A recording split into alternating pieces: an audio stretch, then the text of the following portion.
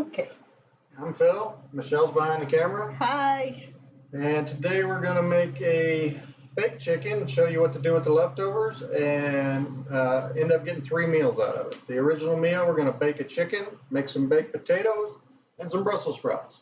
If you don't like Brussels sprouts, just choose a different vegetable and we'll pretty much show you how to do any vegetable in one section. I mean, other than artichokes, because I don't know how to do them. So the first thing we're going to do is start with the chicken. But the very first thing we want to do is turn on the oven to get it to preheat. So we're going to do this chicken at 400 degrees. And we want to do 25 minutes per pound plus 30 minutes. So we got a 5 3/4 pound chicken. So we're going to say 6 pound chicken. We're going to do that at approximately, let's see, that's be close to 4 hours, a little bit less, 3.5 hours, 4 hours. And we want to get to an internal temperature of 165 degrees. So I'm going to take the chicken out of the package.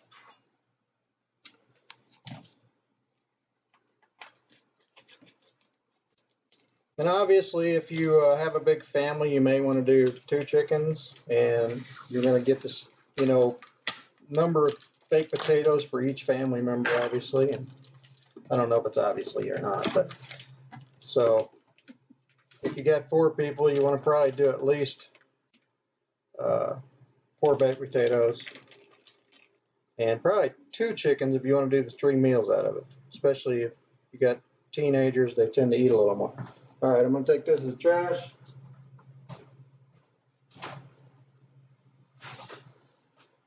The next thing we want to look for in the chickens to see if it's got the packet in it. Some of them have packets in them. Some of them got extra fat in them. Some of them got stuff in this front part. Ours does not. But what I do want to do is cut all this additional stuff off, because we can save it for our stock that we're going to make. We're going to make chicken stock out of the carcass so that we can use it with our pot pie. And you can also use it for a lot of other recipes in the future.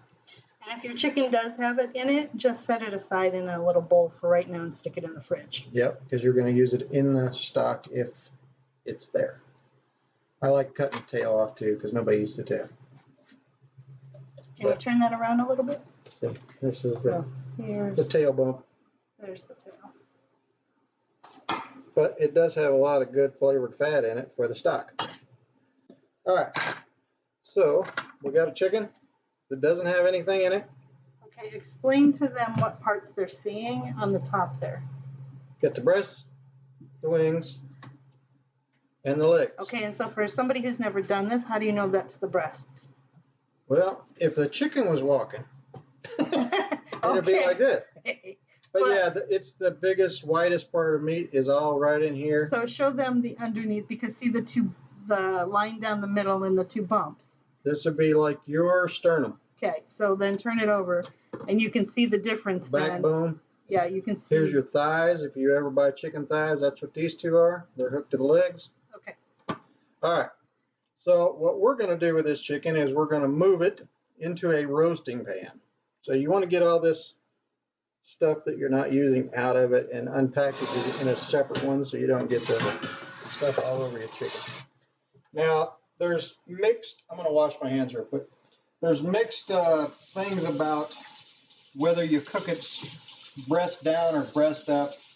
If you're cooking it in a closed pan, it really doesn't matter one way or the other. If you're not cooking it in a closed pan, so you're going to cook it on the grill, for instance, you want the part you want moistest down, because the liquid runs downhill. So if you got the liquid running down over the breast, it will be more flavorful and juicy. We're just going to set this to the side right now. So what we're going to do with our chicken is we're going to stick butter underneath the skin, big chunks of butter, so that it flavors the meat. Now you don't want to pull this completely loose, because if you do, it'll shrink up. And see how I'm running my fingers under the skin, just loosening it up so that I can get the butter under there. And I pre-cut some butter, because you don't want to use your chicken fingers on your stick of butter. It's kind of gross. So we're just going to shove some butter up under here, maybe a few each way on each side, because it will melt down over both sides. And so what does this do for the chicken? Well, it adds flavor. It adds a little seasoning because I'm using salted butter. And it also adds moisture to the chicken breast because chicken breasts are typically a little drier. So we're just going to do that because that butter will melt on the inside of this chicken breast and just kind of cascade over it and add flavor. Now I'm going to wash my hands again. I'm going to pause. It's chicken.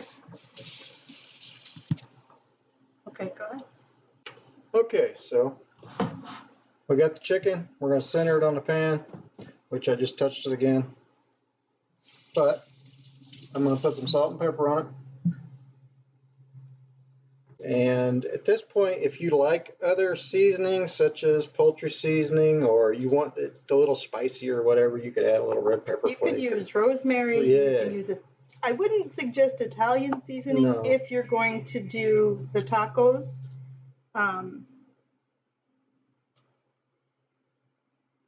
Yeah.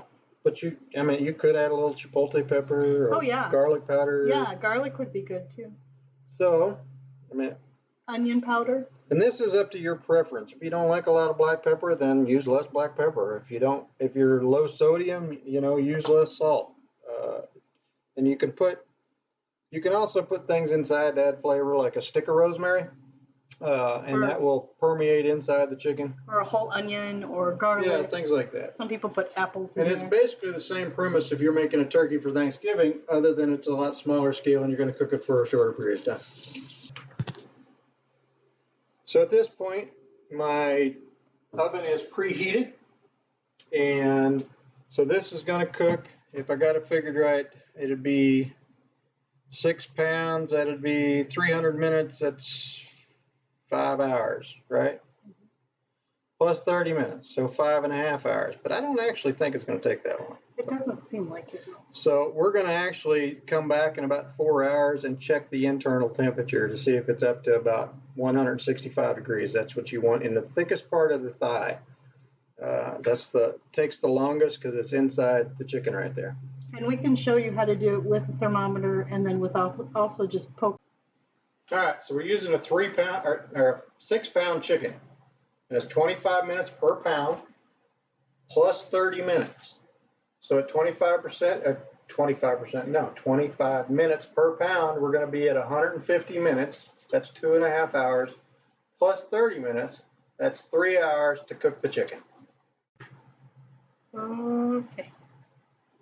So we got the chicken in the oven and we got the timer set. So now we're going to prep the vegetables. We don't want to put them in at the same time because they're going to cook at different speeds. So we're just prepping them ahead of time and we'll put them in as the chicken cooks so that everything will be done at the same time. So when doing baked potatoes, the first thing you want to do is obviously wash them and clean them. But after that, you want to make sure you poke holes in them. I use a fork, and you want to poke holes 2 or 3 times.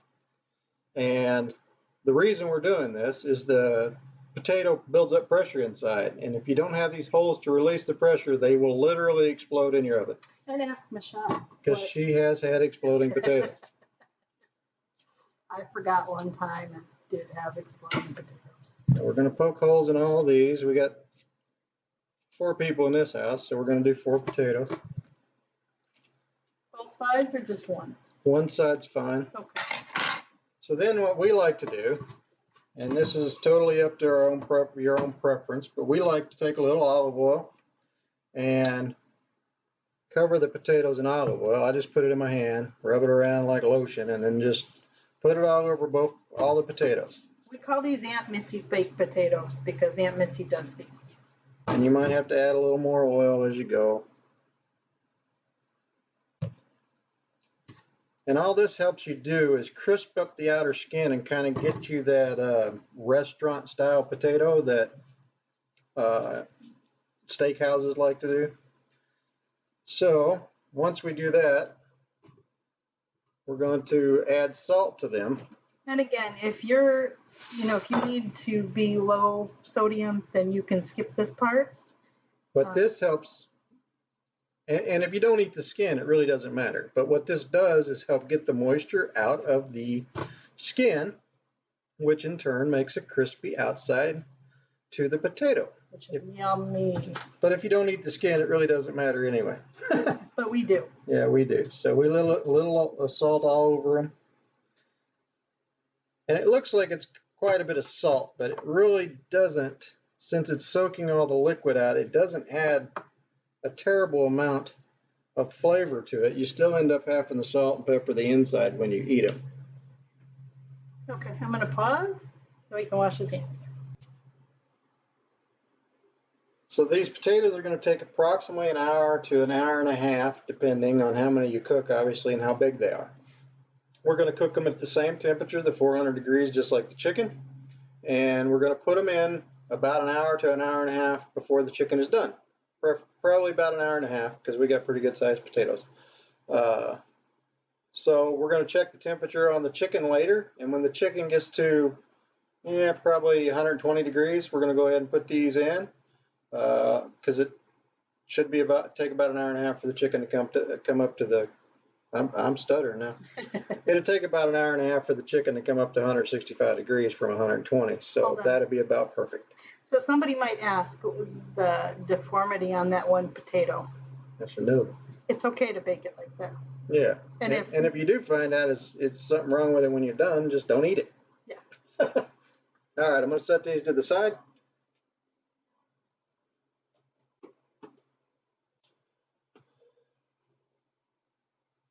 All right, so now we're going to do Brussels sprouts. We're just using frozen Brussels sprouts. You can actually use fresh Brussels sprouts if you want, or whatever. You could use carrots or broccoli. Broccoli, yeah, broccoli's good in the oven. Cauliflower, all these things would work just fine with this, and will take about the same amount of time. We like our Brussels sprouts to be rather crispy on the bottom, so we're going to add a little bit of olive oil, probably about a tablespoon, 2 tablespoons maybe. We're going to get that all over the bottom of the pan. Sorry for the noise. Get that all over the bottom of the pan. And we're just going to dump the frozen Brussels sprouts in there. Doesn't matter what brand you use or anything like that. We're just going to put those down in there, try to get a single layer. And we like a little garlic on ours. Some people don't like garlic, so this is up to your personal preference. And you can use garlic powder. Phil's got minced garlic there. And we like actually quite a bit of. We like a lot of garlic, yeah. So what this garlic's going to do down in the bottom is it's almost going to caramelize and kind of get like crispy bits in there. And then we're going to add a little salt and pepper. And these are actually going to take about 45 minutes. So the last 45 minutes you're cooking your chicken, we're going to set these in there too. So your whole meal will be done. Okay, it's been an hour and a half. We're going to check the chicken, see what it looks like, and then we're going to put the baked potatoes in because we got about an hour and a half left.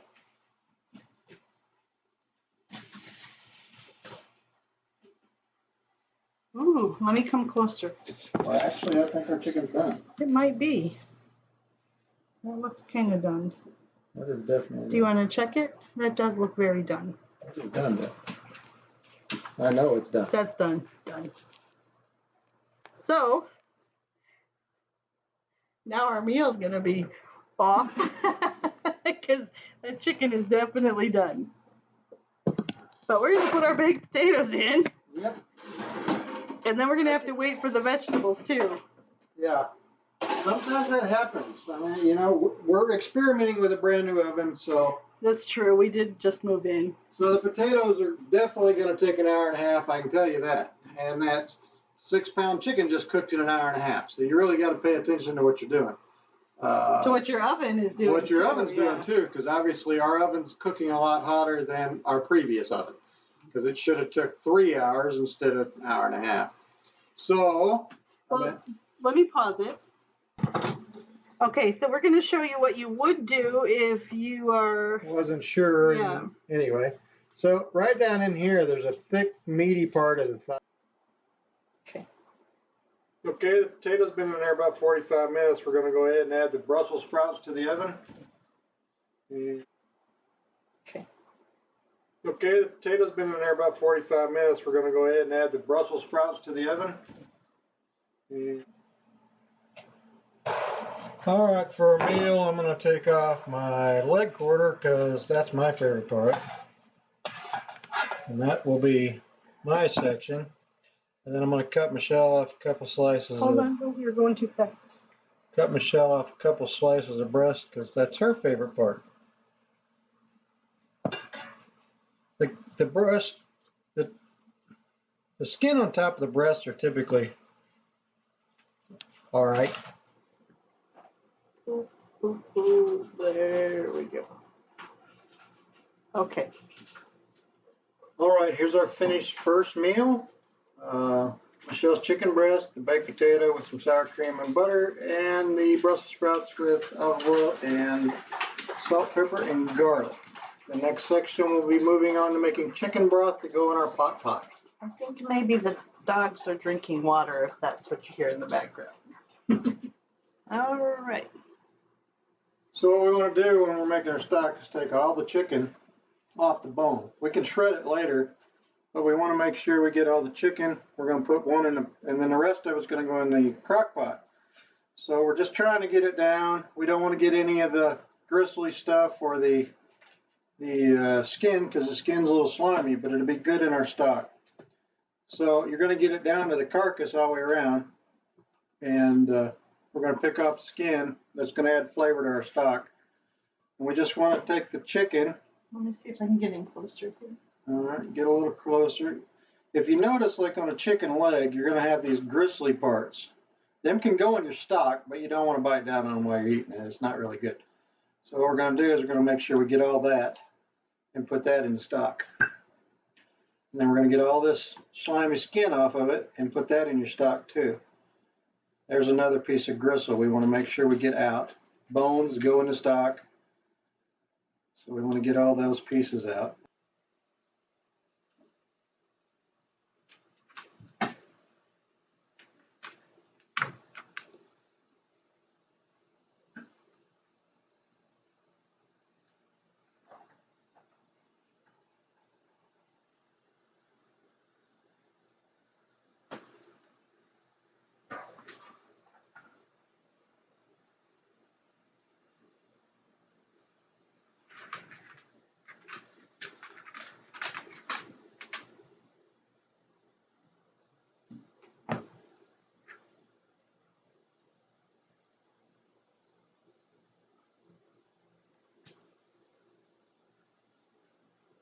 Make sure we get this bristly stuff out of here. We don't want that. And at the end of my chicken legs, you'll see where the skin has connective tissue that was like a tendon.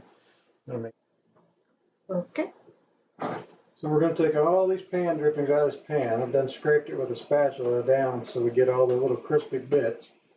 We're going to put it right in our stock, or right in the crock pot for our stock. This is where a lot of your flavor is going to come from, because this is all the juices that have cooked out of the chicken. Once we get that in there, we're going to add our vegetables.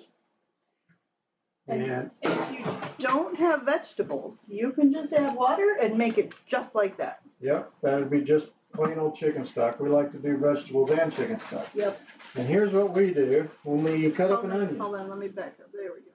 When we cut up an onion, we take all the ends and the skins off, and we just throw them in a bag and throw them in our freezer. So that when we do make stock, we just dump it right in there. And it won't hurt. I mean, the onions, you know, as long as they were clean before you cut them up. Skins, all this stuff is going to come out of the stock when we're done. If they have stickers, make sure you take the stickers. Yeah, obviously. We didn't have fresh carrots. We had some frozen carrots. Yeah, and so we're putting those in. You can use just a couple broke up frozen carrots. You don't want to get carried away because you can't over flavor your chicken broth with carrots and celery. And you're not going to eat this stuff. It's going to get strained out. So we just do like 2 whole carrots normally. Obviously we're using frozen this time, and 2 stalks of. Okay. So at this point we got our stock going in the crock pot. And before we put this in the fridge for the next 2 meals, we want to go ahead and shred this up.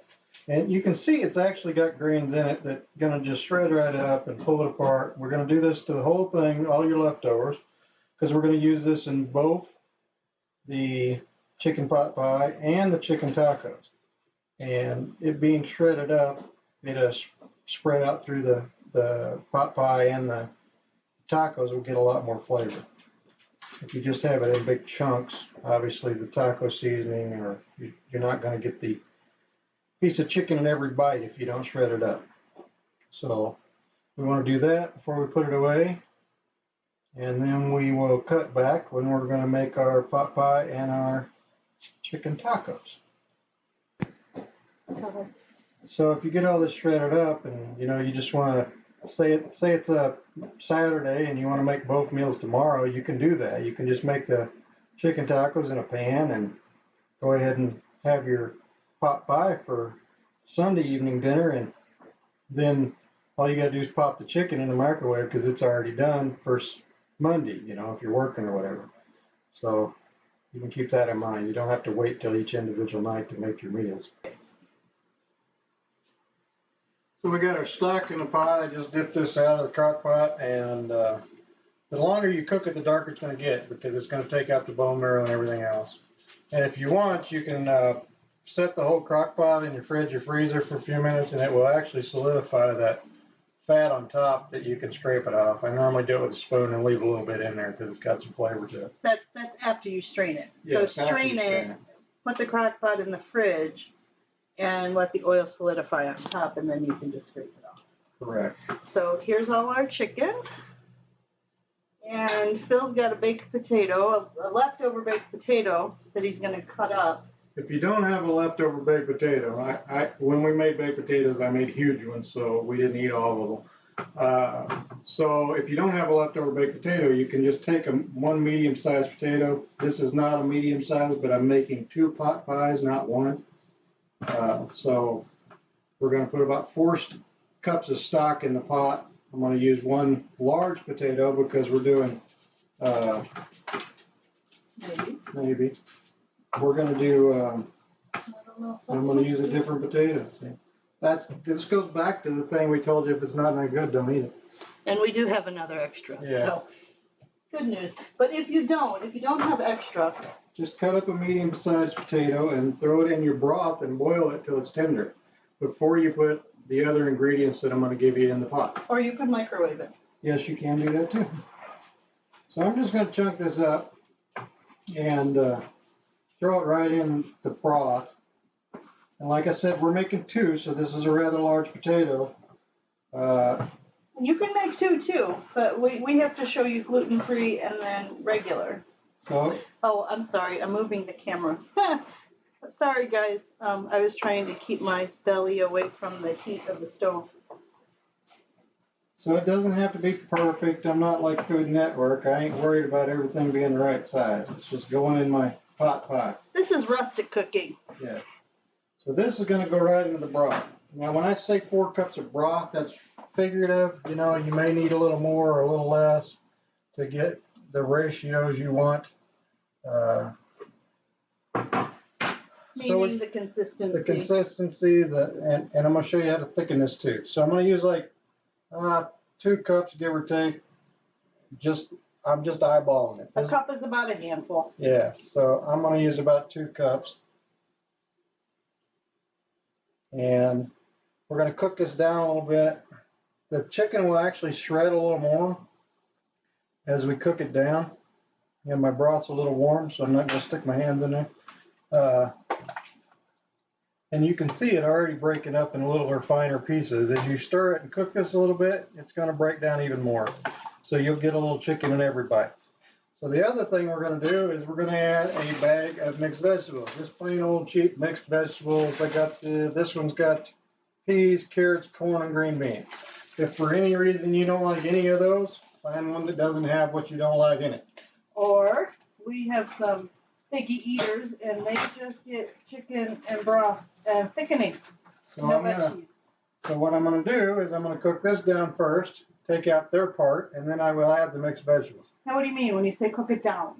I'm going to just warm it up, get the chicken to shred a little bit, and then I'm going to add or take out what they want, and then I'll just get it to break up a little bit. That's all I'm doing. Okay, so they're getting chicken and potatoes, and I'm going to pause so we can pull theirs out.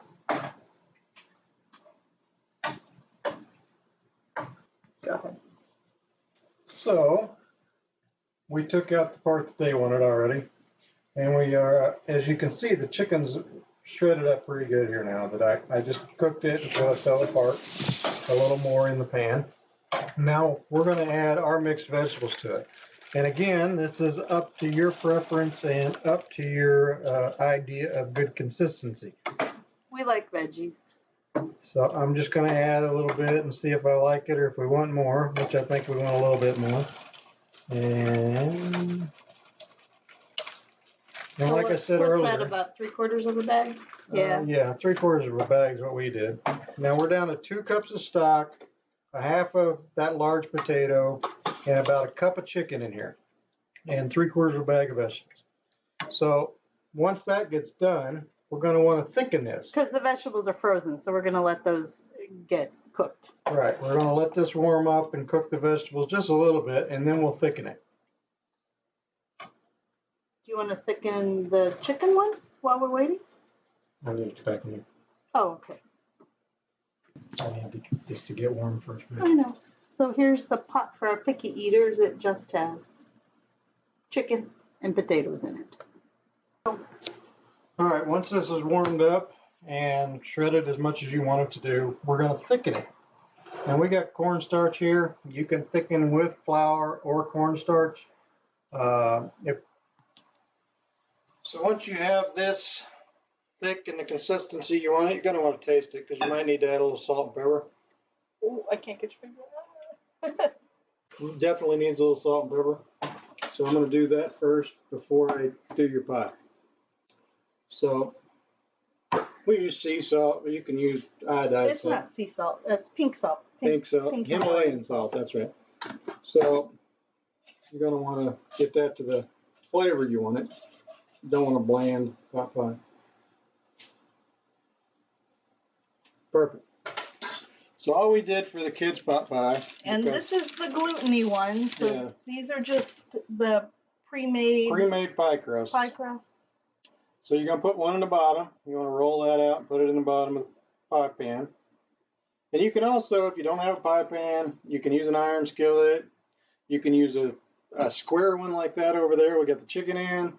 Whatever works. It doesn't have to be a certain way. And you can also get a disposable aluminum pie pan too. Yeah, you could buy the ones that are just already in the pie pan, the aluminum ones, and dump your filling right in there and you're good to go. So we just want to get that down in there, around the edges. And then this is the easy part. You just dump your filling right in there. And it's okay if it ain't completely full. You really don't want it too full. Because it will boil over. It's going to boil while it's cooking. And then you're going to take the other one. And I'm going to kind of push it over the edge of this one. And it'll help seal it up. Be careful though, don't let any of your filling out.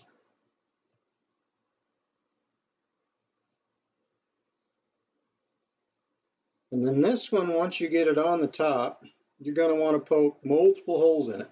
Multiple. Because if you don't, you'll have an exploding pie. It will literally swell up and pop. You know, like those potatoes we talked about. So, Let me come in there. yeah, I think I got it. Stand by. I'm going to regroup here. Okay. So, pre-made pie crust, they get soft when they start getting warm. So I noticed that it was starting to lay down in the juice, which I don't want that to happen. So what I'm going to do is lay this down in the juice and then just squish this against the edges of the other pie crust to seal it up a little bit. This is the best bits around here. They're going to get crispy. Oh, when they cook, yeah. And you're going to get to soak that up in the juice. And so then we're going to cook this down. Or not cook this down. We're going to put this in the oven. Yeah, our oven should have been preheating, which it about is. 350. About 350. I think it's on. So then we're going to put it in. We're going to poke the holes with a fork. We're just going to make sure there's some holes in it. And you're going to have this stuff bubble out a little bit. Don't worry about it. And once it is everything that's in there is already cooked. You've done cooked down the potatoes. They're tender. The chicken's done. You've made the gravy. All you're doing now is cooking this crust to a golden brown. So you're going to have to watch it. It's normally about 350 to maybe about, I don't know, 30, 45 minutes. You're just going to have to watch it. When it gets to the color you like or the crispiness you like, some people. Go ahead. So now we're going to make the chicken tacos in my iron skillet here. We're going to use another 2 cups of chicken. And at this point, depending on the size of your family, you could have more or less left. I mean, chicken gives you quite a bit. And I'm basically 2 handfuls. We had a little bit more left over because my oven apparently is doing its thing. So this is close to 2 cups. I really don't know. I'm eyeballing this stuff. So then we're going to add 2/3 of a cup of water to the chicken. And just one of these cheapo chicken packs. You can use whatever. Not chicken packs, taco packs. Taco packs. You can use homemade taco seasoning. You can use one of these. You can use. You could just do cilantro lime. Yeah, you could do whatever you want in there. You don't have to use this. Just something that you like, as in for Hispanic food. It could be as little as, you know, something spicy, and you put it on a taco shell. So we want to cook this As down. the directions say. As the directions on the packet. Basically, all you're doing is stirring it up, and the water will actually cook down It'll and thicken. coat all the chicken with it. And then you're going to use your taco shells if you want hard, soft, whatever the case may be. Flour or corn. We prefer corn. Well, you don't have a choice. Yeah, well, true, because we're gluten free. So we use corn tortillas. And if you are gluten free, you want to make sure you don't have gluten in there. Look at my mad knife skills. All right, so we've took this out of the oven. It took about 45 minutes to get to the color. You just have to watch your own, depending on the oven.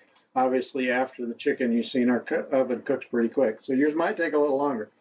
And it's been resting. It's been resting for a while. And we just moved, so we can't find our little, what is it called? The pie scooper outer thing. And this is the gluten crust, not the gluten-free Yes. crust. We're going to do it later. So here's what it looks like. this is the done deal. There. Look at that. All right, there you go. Okay. Hello again. We decided we needed to do a gluten-free pizza crust, or not pizza crust, pie crust, so that you guys could see how we do that to make our personal pot pies. And what I got here is 2.5 cups of gluten-free flour mix. You can pick it up or you can make your own. There's several recipes online. A little bit of salt, some apple cider vinegar. No, that was sugar. This is salt. This is pink. And then 2 eggs. And then I got a cup of butter, which I've chunked up and had in the freezer, stuck to ice. And then really cold water. And that's what we use to make our pie crust. First thing I'm going to do is dump the flour in here. You can do this with a food processor too. You don't have to have a KitchenAid. All you're going to do to start with, add a little salt, just a pinch to taste. It's not, or no, that was the sugar, sorry. A little bit of sugar, then we got the salt. A little bit of salt. Then we're just going to set that to the side. Then we're going to whip up our eggs. The reason for the apple cider vinegar is actually to break down the membranes in the egg. If you've ever made scrambled eggs, you notice they still stick to your fork even after you've scrambled them. It's the connective membrane in the egg and the apple cider vinegar. Ours is homemade vinegar, by the way. That's why it's so dark. You use your own. And then a little bit of water in there. This is 6 tablespoons of cold water. Actually, I'm going to put that in later. But that will help you break down your eggs. So I'm just going to whip these up. And you see how it sticks to your eggs? That vinegar, when it starts mixing in, is going to break down that connective tissue.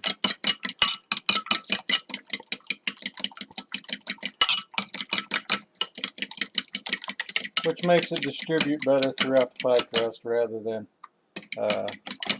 clumping up. It's not going to add any flavor or taste to your pie crust whatsoever. It's such a little amount of apple cider vinegar you won't even notice it's there. So now we're going to put this in here, and we got 2.5 cups of flour mix, and there's so many different attachments for a KitchenAid. I like using the paddle. It helps it break down. And what we're going to do, if you read recipes, is it's going to say to pea size your butter. Well, as you whip it up in here, it's going to break down and connect to the flour. So it's going to be loud, so we're going to turn it on and cut back after we get pea size. We're going to add this entire cup of butter, and we're making 2 pie crusts. Now, you can use any recipe for this. It really does. This is our favorite recipe. It makes that flaky, buttery crust, but you can use the ones with shortening and butter, or you can use the ones with olive oil, whatever you prefer, but this is our favorite. Okay, we beat in the butter, and if you see, if you was to just clump it up, it sticks together really good. That means the butter's incorporated in the flour. Next, we're going to add our egg and vinegar mixture and our cold water, and it will come into a ball.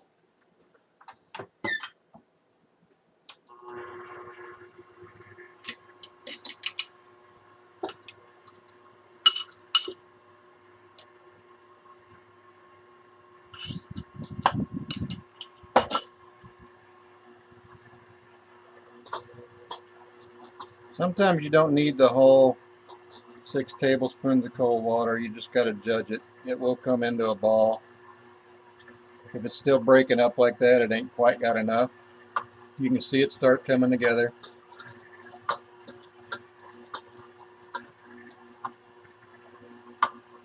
So I might have used half the water this time. It depends on your gluten-free,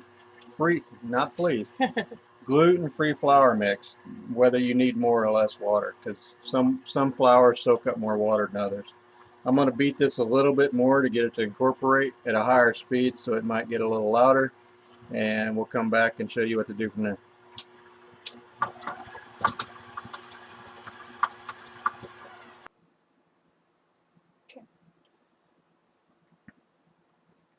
So I beat this down to get it incorporated. And if you notice, gluten-free flour or gluten-free pie crust is a lot more sticky than normal pie crust. What we're going to do is we're going to take this and separate it into 2 balls, and we're going to wrap it in plastic wrap, and we're going to put it in the fridge until it cools, 30 minutes or so, and then we're going to roll it out and make our pie, or our pot pie, I guess you'd say. And I will get this out of the bowl and be right back. Okay. So all I'm doing now is I'm going to cut this in about half, try to get about half of it, and put it in the plastic wrap. We're just going to get a piece of it, cover this up, and make it into a ball. Don't try to do it with your hands, you get it all over yourself. So we'll get it down a little bit, we'll cut that off, and all we're going to do is put this in the fridge and let it cool for about 30 minutes. That'll make this more dense, so when you roll it out, it'll spread out better. And gluten-free flour doesn't roll out very well anyway, so No. don't skip this step if you're doing this. Yeah, because the butter is going to actually harden up inside this. Hello. Pie crust has been in the fridge for about a half hour at this point because we got sidetracked. So all I'm going to do is put out some gluten-free flour mix and coat it, because we're going to roll it out flat to put in our pie crust, or our pie pan. I think I'm going to pause because this is going to take a while.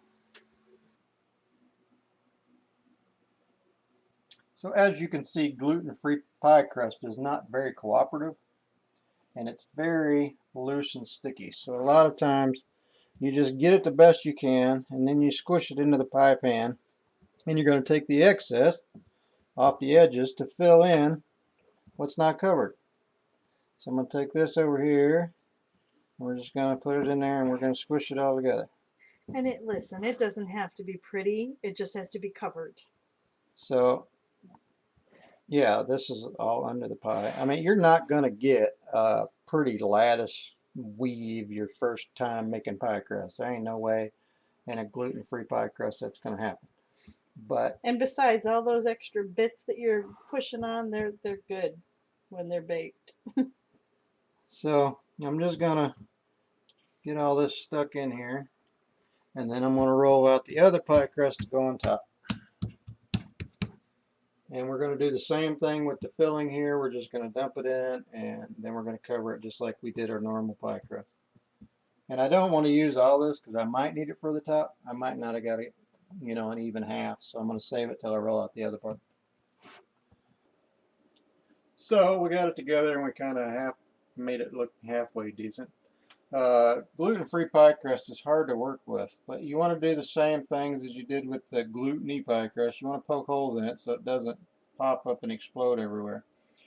You might have to cook this just a little bit longer to get your golden brown, but again, you just want to watch it because everything inside's already cooked. So all you're doing is getting your crust to the textural and color you want. Okay. And this is the finished gluten-free pot pie. The crust on this is going to be a lot different than the crust in the gluten-y one. It's going to be a lot more flaky. We liked our filling a little bit more runny too than the kids did, so I didn't put as much thickener in it. So it's going to be a lot more watery. I don't even know if we can pick up a piece. Probably not. We'll have to put it in a bowl. Let me pause. so we're going to attempt to get this out. Without making a mess. This is gonna be good. Woo! Good job. See, we like ours a lot more creamy because it kind of blends with the crust better. Yeah. So, It's not as dry. and You didn't do bad. You didn't make that much of a mess. I did not. Good job. So, Now we eat.